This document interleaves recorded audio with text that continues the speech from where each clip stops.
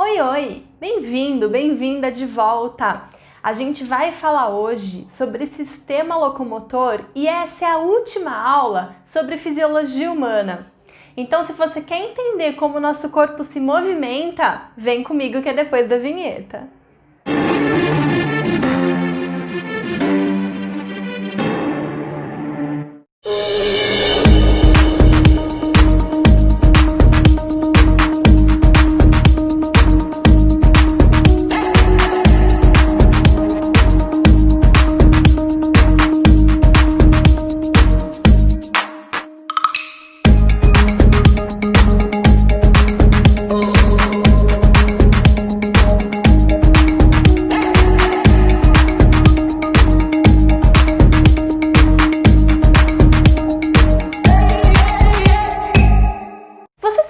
Que qualquer tipo de movimento que o nosso corpo faz requer um gasto energético?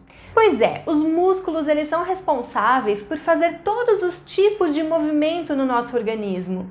E quando a gente fala em movimento, a gente tem que lembrar de duas situações: os movimentos que acontecem e que são imperceptíveis ou que pelo menos não são aparentes. Então, lá dentro do nosso organismo, os músculos que formam os nossos órgãos internos estão se movimentando. E o movimento aparente, que é aquele que a gente consegue perceber, ele é feito pelos nossos membros, por exemplo, então nossos braços e pernas se mexendo, a nossa cabeça, quando a gente desloca, quando a gente anda de um lugar para o outro. Então esses movimentos também, gastam aí uma grande quantidade de energia. Então a gente vai falar hoje como funciona o sistema que a gente chama de locomotor. Na realidade, o sistema locomotor ele envolve outros sistemas e uma série de estruturas. Então nós vamos falar sobre o sistema esquelético, sobre o sistema muscular, sobre os tendões, os ligamentos e as articulações, tudo que envolve o tal do sistema locomotor. Bom, a principal função então desse sistema é permitir o movimento e vamos nos ater àquele movimento que tem deslocamento, aquele movimento aparente. E eu já vou explicar por que a gente vai falar só desse movimento hoje. Bom, além de permitir a movimentação do nosso corpo, o sistema locomotor ele também está relacionado com a sustentação, o fato da gente conseguir, por exemplo, parar de pé sem ser um montinho de pele caída no chão. Então, o fato da gente conseguir a sustentação do nosso corpo também está relacionado com os ossos e com os músculos que estão juntos a ele. Então, a gente vai começar agora a falar sobre o sistema esquelético, que envolve aqui no caso dos humanos, o esqueleto. Na realidade, o esqueleto ele pode ser de vários tipos. Ele pode ser um endoesqueleto, ou seja, um esqueleto interno, ou um exoesqueleto, que é o esqueleto externo, presente, por exemplo, nos artrópodes. Então, eles têm aquele exoesqueleto formado de quitina e tem a função aí, além da sustentação, da proteção do organismo. Os endoesqueletos, que estão presentes dentro do corpo, também podem se apresentar de formas variadas. No caso dos seres humanos, como a gente está falando de fisiologia humana, nós temos um esqueleto formado por ossos, nós e os demais vertebrados. Os humanos têm aproximadamente 206 ossos que formam o esqueleto. Mas você sabia que uma minhoca também tem esqueleto? Um outro tipo de verme também tem esqueleto. Na realidade, o esqueleto deles é hidrostático, então são líquidos corpóreos que garantem a sustentação e ajudam na movimentação do organismo. Bom, os ossos que formam o nosso esqueleto, eles têm na realidade uma série de funções. A gente pode dizer, por exemplo, que os ossos são reservatórios de nutrientes, tanto nutrientes minerais quanto de gordura. A matriz óssea, que é o tecido que dá dureza, que é aquele branquinho que a gente vê nos ossos, ele é formado de fosfato de cálcio. O fósforo e o cálcio, eles são armazenados então no tecido ósseo e eles são utilizados, especialmente o cálcio, é utilizado por outros processos fisiológicos. E quando o corpo percebe que não tem cálcio suficiente, ele retira dos ossos através da liberação de hormônios. Então, um bom exemplo disso é o paratormônio e a calcitonina. Nós já falamos sobre isso quando falamos de sistema endócrino.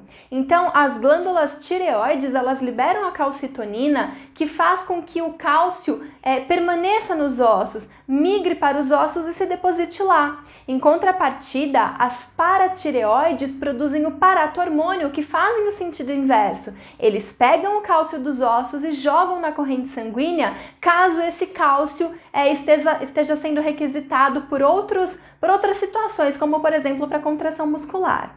É dentro dos ossos também que se encontra a medula óssea. E essa medula óssea ela pode ser amarela ou vermelha. A medula óssea amarela é reserva de lipídio.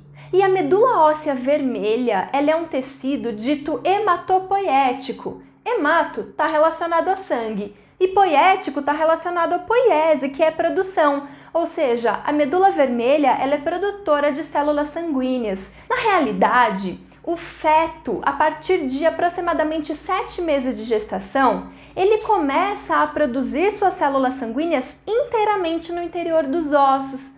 E esse feto nasce, se desenvolve e conforme ele vai se desenvolvendo, começa a haver um acúmulo de gordura dentro dessa medula, tornando-se então a medula amarela. E alguns ossos ainda mantêm a medula vermelha porque as células sanguíneas elas precisam ser produzidas constantemente. Então, por exemplo, nas nossas costelas, nas nossas vértebras, o osso externo, que é esse osso aqui do peitoral, a pontinha do úmero, o úmero é esse osso do braço, a pontinha do fêmur, os nossos ossos da pelve, que a gente chama popularmente de bacia, esses são exemplos de ossos que se mantêm com a medula vermelha ativa, produzindo as células sanguíneas ao longo da nossa vida.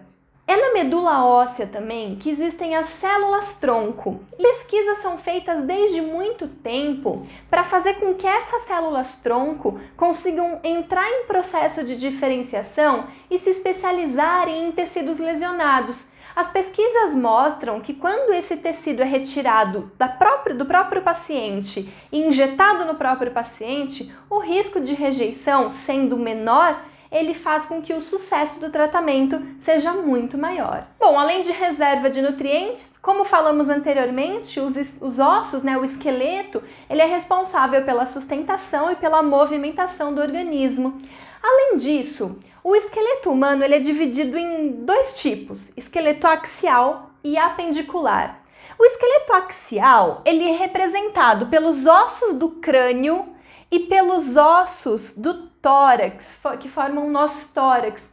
Então nós temos os ossos do crânio, o osso da frente, ele é chamado frontal, é o osso da nossa testa. Esse osso aqui, ele é chamado parietal, é esse aqui.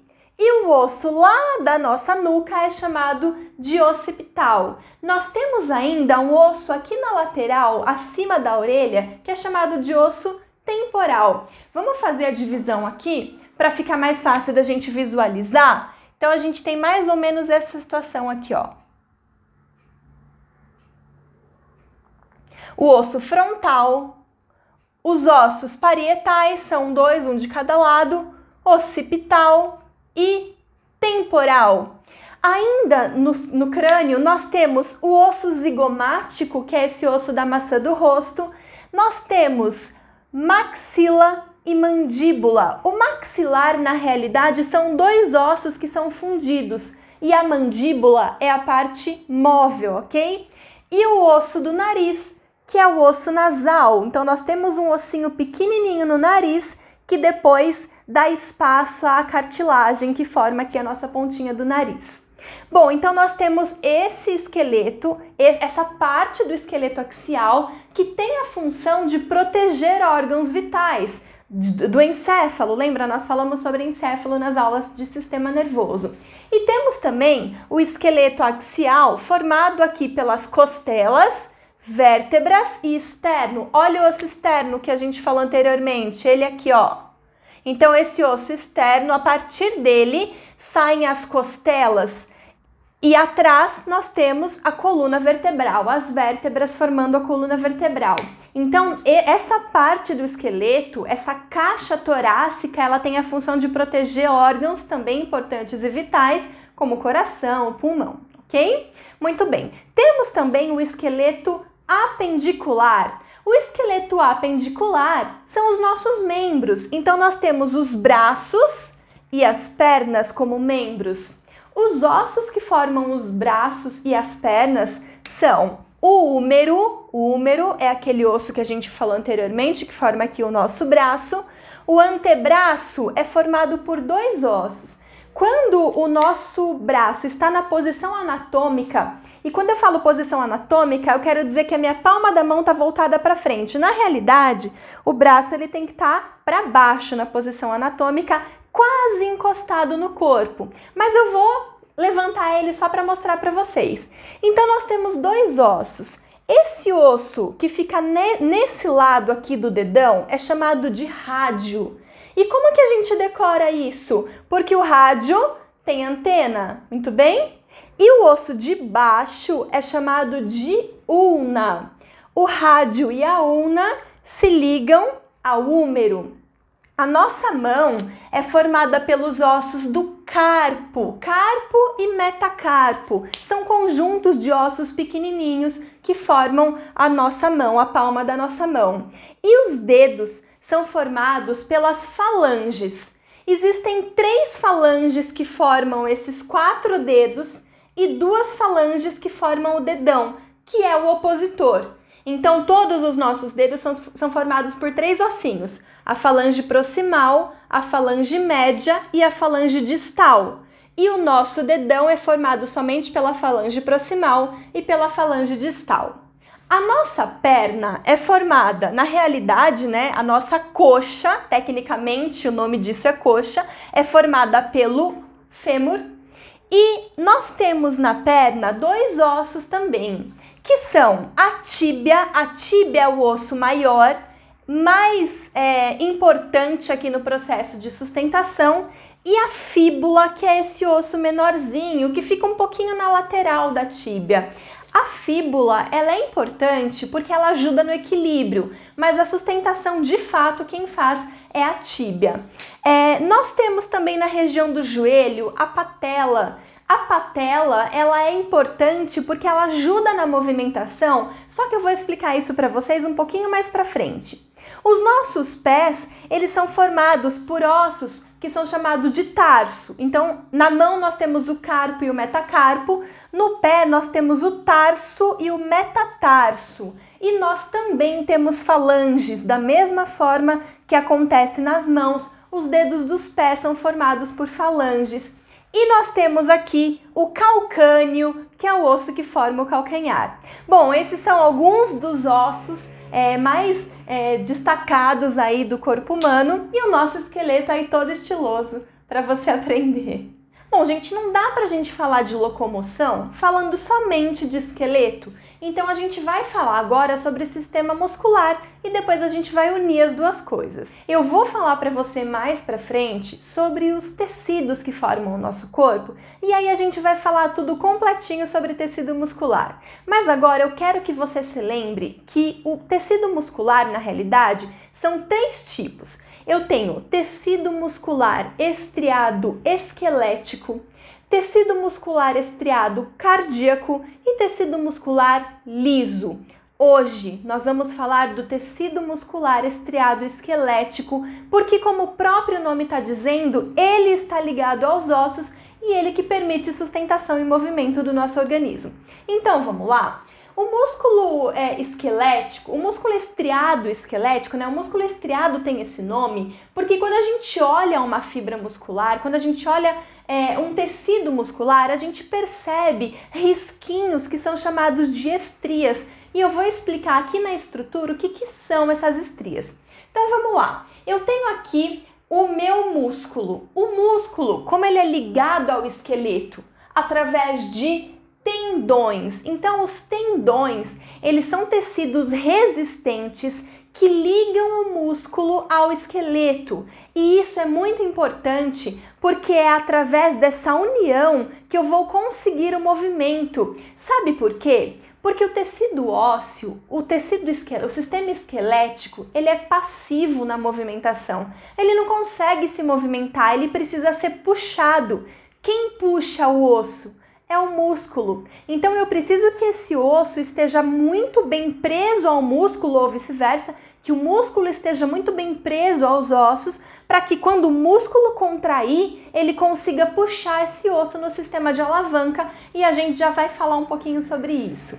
Bom, eu falei em contração, então também é importante a gente lembrar que a principal função de um músculo, seja ele qual for, é fazer a contração. E aqui no músculo esquelético não é diferente. Então, quando a gente olha a estrutura do músculo, a gente consegue perceber que ele é constituído de subunidades que são chamadas de feixes.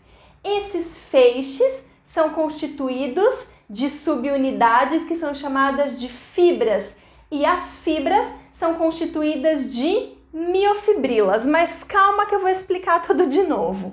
Então vamos lá, eu tenho esses feixes que nada mais são do que aglomerados, conjuntos de fibras, e as fibras nada mais são do que as células que formam o músculo estriado esquelético. Então, o nome da célula é fibra. A membrana plasmática que envolve essa célula é chamada de sarcolema.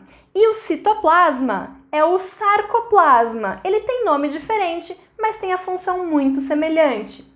Esse sarcoplasma, esse citoplasma da fibra, ele é constituído de filamentos, e esses filamentos são chamados de miofibrilas.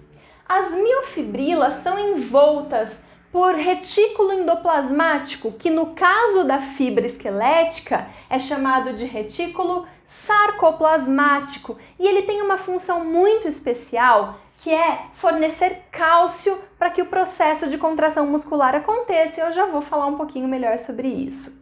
Bom, as miofibrilas, elas são divididas em subunidades que são chamadas de sarcômeros. Então, cada pedacinho desse é um sarcômero que constitui as miofibrilas. E eu estruturei o sarcômero aqui grandão para você entender como que acontece o processo de contração. Bom, o sarcômero ele é composto basicamente de duas proteínas, a actina e a miosina. A actina ela está bem ligada aqui a essa estrutura que delimita o sarcômero. Essa região aqui, que forma as actinas do sarcômero, é chamada de linha Z.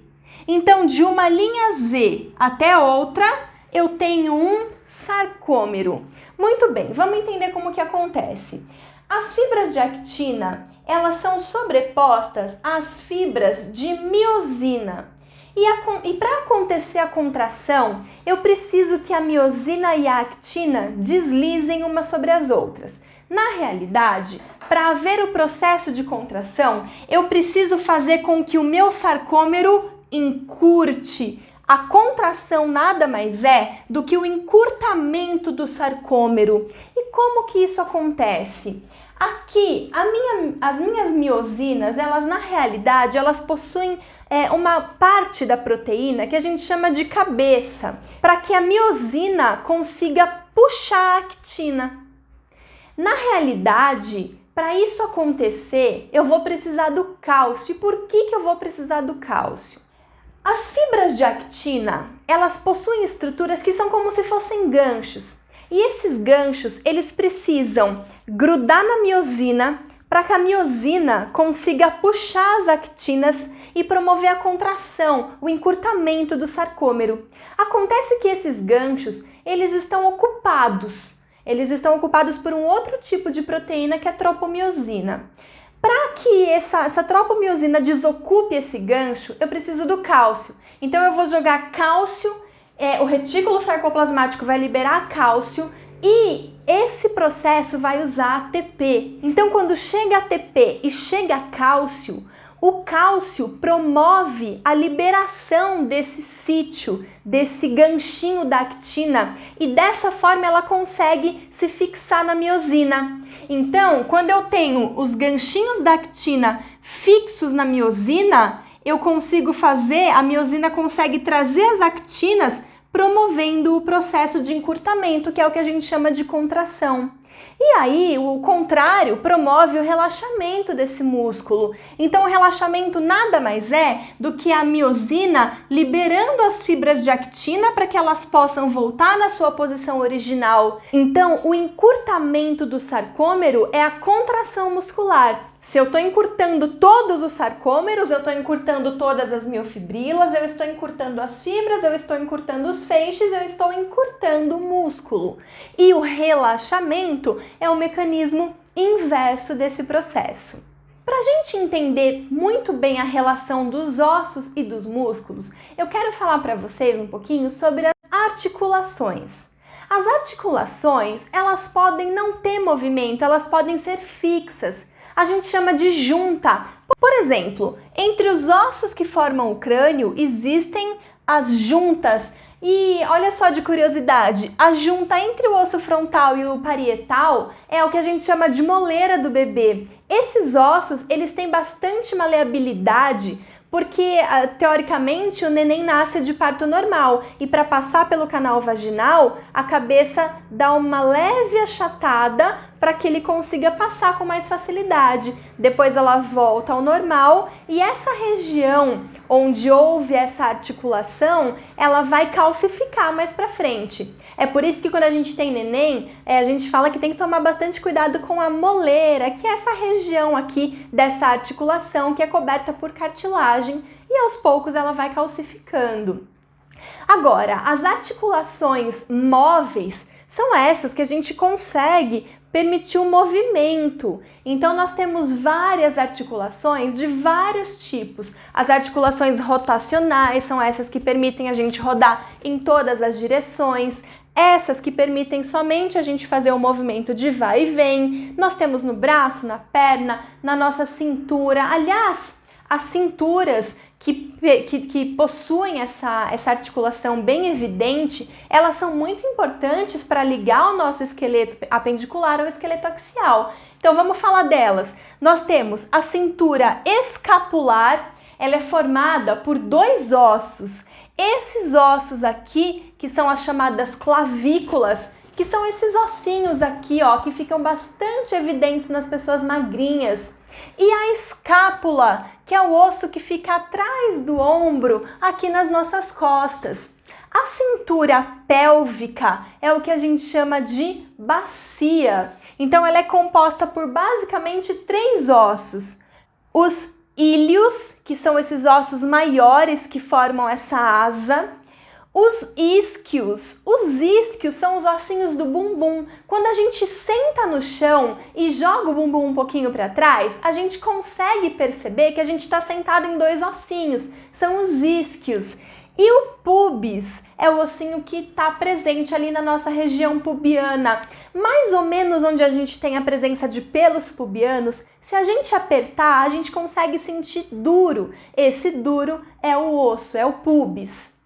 Essa cintura pélvica e essa cintura escapular, elas permitem a ligação do esqueleto axial ao esqueleto apendicular. E elas têm uma movimentação bastante evidente, né? Uma articulação móvel bastante evidente. As articulações, elas são muito protegidas. Então, onde eu tenho a união de um osso com o outro, eu vou ter cartilagem. Porque caso contrário, eu teria dois ossos se chocando o tempo todo e isso seria ruim, ia desgastar. Então, eu tenho a cartilagem na beirada dos ossos que protege esse atrito e também eu tenho líquido sinovial, que é um líquido que lubrifica, que mantém essa cartilagem lubrificada e também evita o atrito entre dois ossos.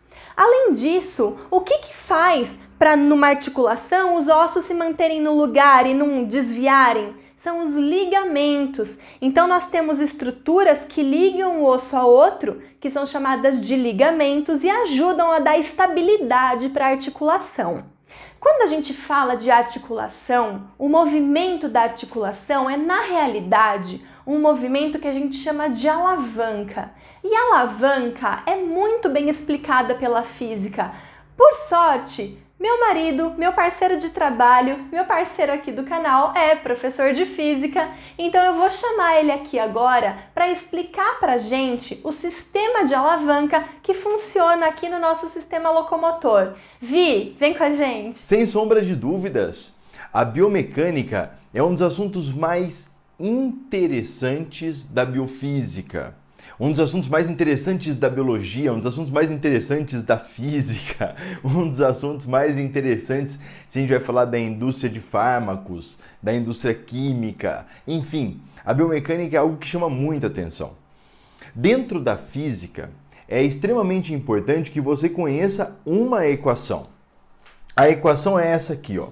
A equação fala do momento ou do torque. O momento ou o torque é a grandeza física que mede a capacidade rotacional do corpo. Então, olha só, desde que o corpo possa rotacionar em torno de algum eixo, então esse corpo tem este tipo de momento. Tá? Existe o momento linear, que é massa vezes velocidade, daí é a quantidade de movimento, e existe esse momento, o torque, que é o produto entre a força e o braço. Tá? Bom, o que é o braço? O braço é a distância até o eixo. Os eixos são onde estão as articulações. A gente tem vários eixos, né? Se eu não me engano, são 3 ou 4 tipos de eixos no corpo, tipos, mas são vários que a gente tem. Por exemplo, a gente tem esse eixo aqui, entendeu? Que permite um movimento. Aqui, ó, por exemplo, o do cotovelo, né? Ele só permite esse movimento aqui. Olha que interessante, né? O da perna, mesma coisa, só permite um tipo de movimento. Agora, olha o do pescoço. Ó, a gente consegue fazer isso, tá? Isso, torcer para cá. Então, assim, olha o ombro, né? O ombro é 3D, né? Então, ele faz isso, vai para trás, não é? Então, assim, eu bati aqui no microfone, deve ter dado um... Bom, mas é muito interessante isso. Essas articulações, claro, elas precisam ter esse movimento ou permitir esse movimento, e esse movimento ele é conseguido através da musculatura. Então, olha só, por exemplo, aqui, ó, se a gente pegar aqui o esqueletinho, a caveirinha, ficou bem interessante a caveira, né? Então aqui, por exemplo, a gente vê um conjunto de vértebras, não é? Então a gente tem a cervical, a gente tem a lombar, não lembro agora quantas vértebras são ao todo, são 7, né? 7 cervicais e 5 na lombar. Aqui, por exemplo, a gente tem o ponto de maior força, então aqui é um ponto bem interessante. Quando a gente calcula a força neste ponto aqui, a gente tem tanto a força, né, a força do centro de gravidade do corpo. Então, quando a gente fala do eixo, né, quando a gente fala do tronco, o tronco da cintura para cima é onde a gente tem a maior massa do nosso corpo. E toda essa massa, ela tá aqui, ó. Tá vendo? Então, ela está sendo suspensa por essas vértebras aqui, por esses discos aqui. Além disso, ele também tem a força de compressão do solo. Então, quando a gente está em pé, tá certo? Ou quando a gente está sentado. Inclusive, a força, isso é bem legal, né? A força de compreensão sobre o cóccix aqui, né? Sobre esses discos, ela é maior quando você está sentado. Então, isso é um negócio, existe até um gráfico que fala sobre isso. É um gráfico que ele tem uma medida padrão, e a medida padrão é o 100. Então, ele usa o 100 como medida padrão, e aí, a partir dessa medida, a pesquisa mediu, né? Então, fizeram a medida de vários momentos que a pessoa podia estar. Então, agachando, ou pegando alguma coisa, né? Ou sentado pegando alguma coisa. A gente tem uma força que a gente chama de cisalhamento. Então, a medicina ortopédica, ela é extremamente preocupada com isso por conta de lesões, né? Então, a gente pode ter lesões na cervical, lesões na lombar, tá? Hiperlordose, por exemplo, a gente pode ter hérnia de protusões, enfim, né? Pode ter uma série de problemas aqui. O ponto interessante, que a gente pode até jogar para a física, né? A coluna, ela é curvada, né? Então ela tem uma curvatura aqui, tá? E essa curvatura ou esse desenho da coluna é justamente para ela poder sofrer algum tipo de deformação para absorver impacto. Então ela absorve impacto, tá vendo? E ela é feita dessa forma mesmo, ó. Por isso que a postura é tão importante. Então, Virgílio, isso aqui funciona como uma mola? Exatamente, funciona como uma mola. Absorve energia elástica, enfim, é o cachis, né? Então, é sim. Agora, é claro, né? Como é que você faz para diminuir as lesões? Você trabalha a musculatura, tá? Então, já vamos falar da musculatura agora. Aqui um ponto interessante, né? Essa articulação aqui, a articulação do joelho, ela não é uma articulação simples, ó. Por quê? Porque ela tem esse disco aqui, ó, que é a patela. E esse disco aqui, ele vai dar para nós um outro princípio físico, né? Uma outra aplicação física que é a de polia. Né? Para que serve uma polia? A polia, o conjunto de polias, né? Uma associação de polias, às vezes serve para reduzir o esforço, né? Serve como um tipo de alavanca. Bom, serve como um tipo de alavanca, se a gente falar em polias móveis, por exemplo, tá? Mas muitas vezes a polia ela só é utilizada para modificar a direção da força. Nesse caso aqui é isso, ó. Então aqui você tem, imagina se não fosse essa patela, se não fosse esse disco, né? Como seria o movimento dos ossos aqui. Então teria muito atrito, teria muito desgaste. Virgílio, não tem desgaste? É claro que tem, né?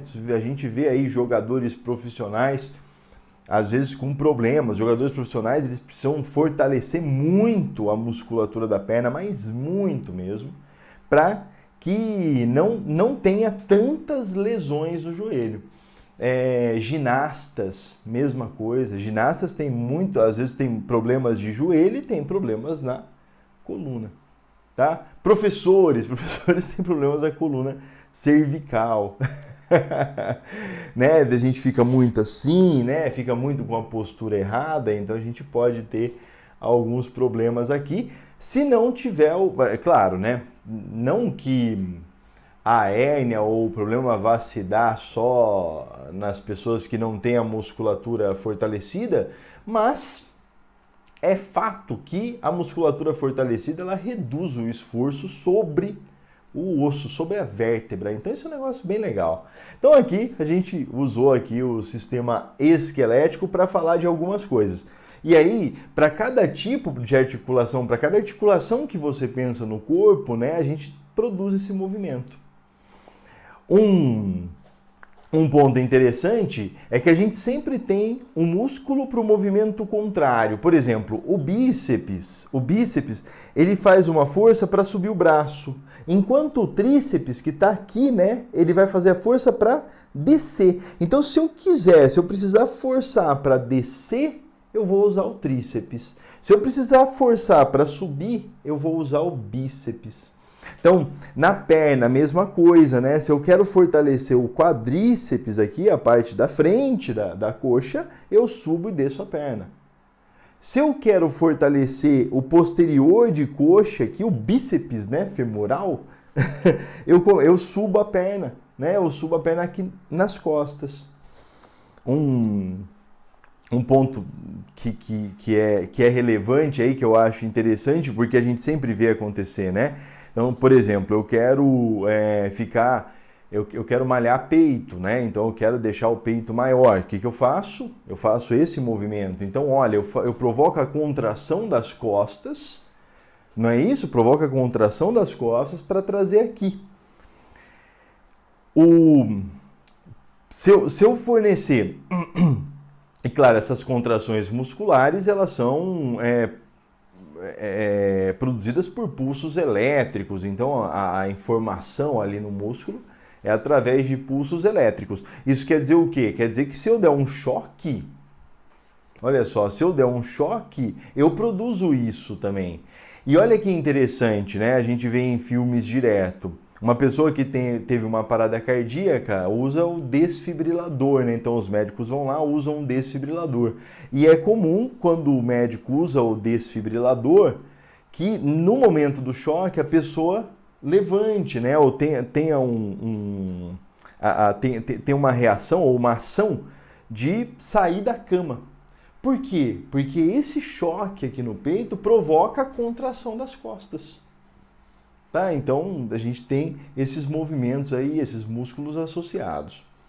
Agora, vamos entender aqui as alavancas do corpo, né? Então o que é alavanca? Alavanca é um termo que, enfim, eu não sei exatamente quando começou a ser usado, mas a primeira alavanca que a gente tem conhecimento foi produzida por Arquimedes e era um plano inclinado, tá? Então o plano inclinado, quando a gente tem um plano normal assim, né, um plano, né, horizontal, se eu quero empurrar o corpo, beleza, eu empurro aqui. No plano, no vertical, no plano normal aqui, se eu quero trazer um corpo dessa parte até aqui em cima, então eu preciso vencer uma força, né, que é a força peso do corpo. Agora, quando eu inclino, olha que interessante, quando eu inclino, a força que eu tenho que vencer, é claro, a distância vai ser maior, né, o trabalho vai ser o mesmo, tal, mas a força que eu tenho que vencer, ela é menor. Ela é o peso vezes o seno desse ângulo aqui, ó. E o seno, o maior valor de seno é 1, né? Então, qualquer número multiplicado por um valor menor que 1 dá um número menor que ele, não é isso? Então, a força vai ser, por exemplo, 30 graus, se eu quero subir um corpo de 10 quilos, né, que tem na Terra aqui perto de 100 newtons, então 100 newtons tem o peso, se eu desconsiderar o atrito, eu preciso fazer 50 newtons, porque é 100 vezes o seno de 30. O seno de 30 é meio, tá? Então 100 vezes meio, 50. Se você pegar, e ele usou essa alavanca, né? Ele usou esse princípio da rampa para criar um mecanismo para tirar a água do barco. Então, e o mecanismo é bem interessante. Então eu vou chamar a sua atenção para a imaginação. Então, tenta imaginar o seguinte, imagina um plano inclinado, torcido, torce ele. Então, você vai torcer o plano inclinado, hein? A hora que você torce o plano inclinado, o que ele vai te dar? Eu vou te dar um spoiler, eu não tenho nenhum aqui para pegar, mas eu vou te dar um spoiler da sua imaginação e eu acho que a sua imaginação vai conseguir vislumbrar essa transformação. Se você torcer um plano inclinado, ele vira um saca-rolhas, ele vira um parafuso. Talvez você já tenha ficado brincando com o saca-rolhas. Quando você pega aquele saca-rolha que gira, você fica ali girando ele parece que está subindo, mas ele não está subindo. Se você girar para o outro lado, parece que ele está descendo, mas não, ele está do mesmo tamanho. O saca-rolhas é um facilitador do esforço mecânico para tirar rolha, por exemplo. O parafuso é um facilitador do esforço mecânico para a gente colocar um pedaço de metal na parede. Isso é legal, né? Bom, e a partir do momento que a gente conhece, então a alavanca é o quê? Um facilitador do esforço mecânico. Como a gente faz para facilitar? A gente usa o torque, a gente usa o momento. Então, Virgílio, esse torque aí é aquele do carro, tal, é a força, né? A força de movimento ali, né? A força que dá o movimento para o pneu do carro, por exemplo, que faz girar o motor, enfim, isso aqui é aplicável a uma série de situações. Mas eu quero que você entenda essas situações aplicadas no corpo. E aí eu coloquei aqui os 3 tipos possíveis de alavanca. Bom, então uma alavanca ela vai ter sempre 3 pontos, tá? Ela vai ter o ponto fixo, ela vai ter a resistência e ela vai ter a potência. A potência é onde a força está sendo aplicada. A resistência é o que você quer compensar. E o ponto fixo é o eixo. Então, por exemplo, vamos imaginar essa situação aqui, ó. Onde está o ponto... Eu vou mexer aqui melhor, vai aqui melhor. Então, esse aqui é um braço, tá? Esse aqui é o bíceps. Onde está o ponto fixo? Aí você fala, essa é fácil, Virgílio. Essa está aqui, ó. Exatamente. Então, aqui, que é o cotovelo, é o ponto fixo. Viu só? E aqui? Isso aqui é uma pessoa, né? Então, não sei se deu para perceber, mas isso aqui é o pé. E aqui, então, é a panturrilha. A panturrilha é um dos músculos mais importantes para corrida, para pedal, para salto, né? Então, assim, a pessoa vai saltar, ela precisa ter a panturrilha muito fortalecida. Para as corridas, mesma coisa. Então, onde está o ponto fixo? O ponto fixo está aqui no pé, ó.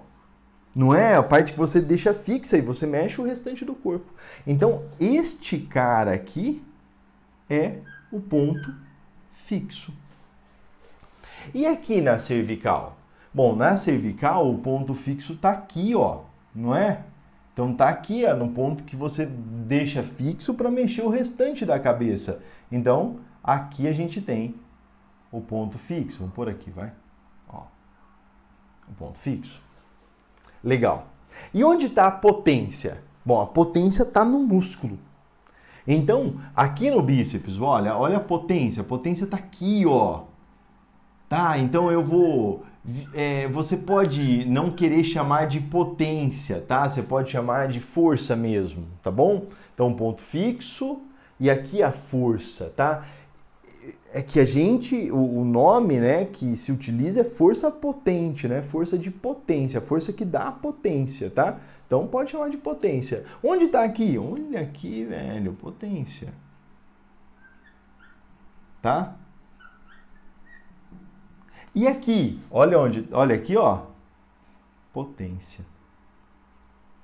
Nossa, senhor, como que eu vou fortalecer o músculo aí né, da parte de trás? Ele é bem complicadinho mesmo. É a mesma coisa do bíceps, né? Então, não são músculos tão simples assim de trabalhar. Tem que trabalhar às vezes de forma isolada. É claro que para ajudar esse aqui a gente tem, né, o trapézio, a gente tem a musculatura das costas. Então é um ponto bem interessante. E onde está a resistência? Então aqui, por exemplo, ó, vou começar por aqui dessa vez. Aqui, por exemplo, a resistência, tá? Olha só que interessante. Então aqui a gente tem a resistência. E o que é isso aqui? Imagina então que a gente está trazendo daqui, ó, o eixo, né, o centro gravitacional do corpo. Pô, tá levantando o corpo inteiro, tá? Aqui é a cabeça. Nossa, é a cabeça, é verdade. Então aqui a gente tem a resistência. Pilotos, né, de Fórmula 1, lutadores, eles precisam ter essa musculatura que segura a cabeça aqui muito fortalecida. Porque um lutador, por exemplo, ele toma muita pancada, né? Ele tem muito movimento no rosto.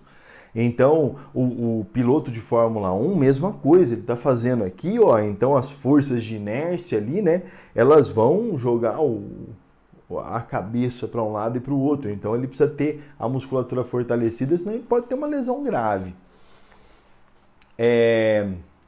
Onde está a resistência aqui? Aqui eu coloquei no eixo, no centro de gravidade do antebraço. Mas, claro, se você coloca um peso aqui, né? Você coloca uma massa aqui, então você desloca um pouco esse ponto, tá? Se essa massa for muito grande, por exemplo, Virgílio, eu vou colocar 20 quilos aqui. Ah, legal. Então você desloca o centro de gravidade para dentro da massa, para praticamente no centro de gravidade dessa massa, tá? Então, vai depender aí, se você tiver um exercício para fazer e tal, vai depender do exercício, ele vai te dar os valores. Bom, então aqui a gente tem a resistência. Bom, professor, precisa saber todas essas medidas, né? Precisa. Para cada caso, você faz Para cada caso, você faz as medidas e faz o estudo. Tá, é claro, você tem as pessoas, às vezes, mais velhas, por exemplo, que tem algum problema de mobilidade, então fica mais complicado de você conseguir fazer esse fortalecimento, conseguir a movimentação correta, tem que tomar bastante cuidado com o peso, mesma coisa para crianças, tá? Então tem que tomar bastante cuidado. Enfim, sempre fazer com um profissional. As hérnias, né, essas lesões, elas são muito doloridas, né? Elas são lesões que complicam. Lesões lombares, cervicais, são lesões muito doloridas, mas uma vez que acabou um pouco a dor, desinflamou a região, você consegue fortalecer a musculatura, é vida que segue normal para todo mundo. Como que são cada alavanca dessas tem um nome, e o nome depende da posição onde está potência, resistência e a força, né, e o eixo fixo. Então, por exemplo, aqui, ó, a gente tem o ponto fixo entre a potência e a resistência. Essa alavanca a gente chama de interfixa.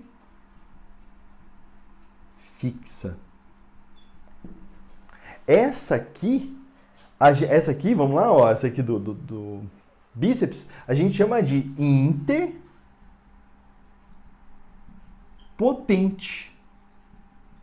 Ó, é uma alavanca interpotente. E essa aqui é uma interresistente.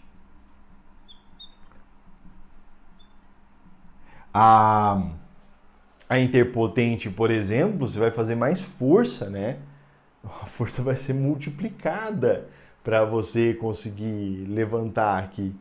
Então a força vai ser multiplicada. Então é normal na academia, você vê lá o sujeito pegando os 40 quilos cada lado no supino, né? 40 cada lado mais 20 da barra, nós estamos falando em 100 quilos que ele consegue levantar aqui usando a musculatura do peito.